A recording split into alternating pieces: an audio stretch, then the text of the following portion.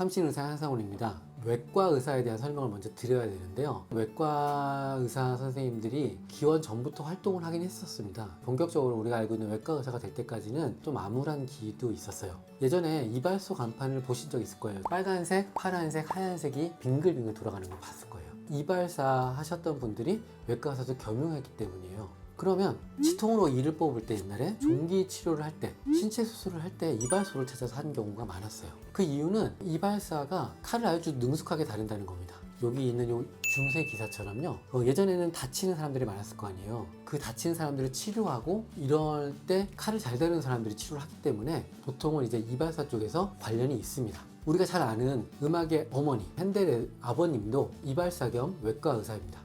예전에는 의학이라고 하면 약초나 어떤 약에 대한 치료 그런 거를 밝히는 분야가 더 많이 있었어요. 그 이유는 해부학을 잘 모르기도 하고 수술적인 도움이 잘 안 됐어요. 항생제가 발달하지 않았기 때문입니다. 수술을 하면 대부분 염증이 생겨서 문제가 되는 경우가 더 많았어요. 그러다 보니까 피를 묻혀야 하는 외과 의사는 좀 인기가 적었습니다. 그래서 외과 의사는 어떤 식으로 명맥을 이어왔냐면요. 도제 교육을 받으면서 정식으로 교육을 받았다는 식으로 했기 때문에 이때부터 이발소에 3색등을 달았어요. 빨간색은 동맥, 파란색은 정맥, 하얀색은 붕대를 나타냅니다. 그걸로 인해서 그 외과 의사는 치료하는 방식을 알 수 있었어요.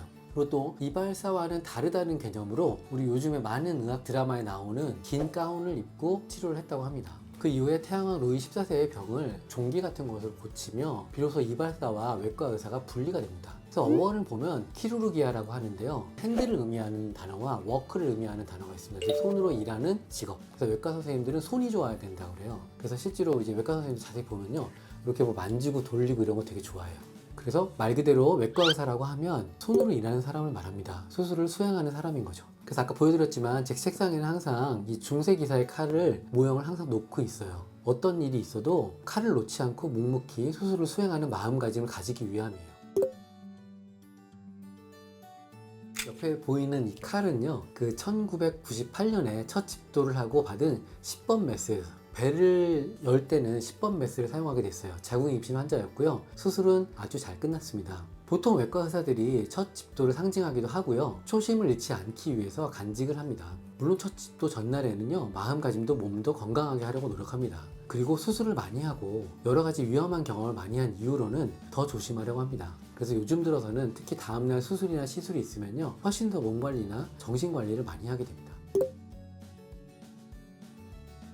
지난번에 한번 말씀드린 적이 있는데요. 그 100만 명씩 태어나던 시대에 태어났던 사람이고요. 제가 트레이닝 받을 때는 그분들이 아이를 낳을 때 산부인과를 하고 있었어요. 그래서 수술과 분만은 하루에 2개, 3개는 기본적으로 했었고요. 이렇게 4년을 했고 군대 생활을 하고 분당 서울대병원에 전임의로 가게 됐습니다. 그때 분당 서울대병원이 개원한 지 3년째 됐을 때였어요. 그래서 사람이 많지 않고 해서 산과 그리고 부인과 그리고 생식내분비 모든 과를 다 진료를 하게 됐어요. 그래서 수술에 너무 이제 익숙하게 되다 보니까 개업을 해도 수술 환자를 보면 좀 더 잘 치료하게 돼요.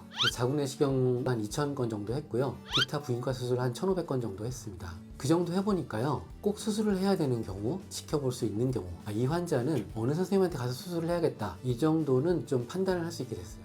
수술은요, 환자분들이 많이 와서 물어보세요. 근데 저는 어떻게 답변을 드리냐면, 수술이나 시술은 전문가에 의해서 시행해지는 건 어렵지 않아요. 그 선생님이 제일 잘하는 거기 때문에 맡기셔도 됩니다.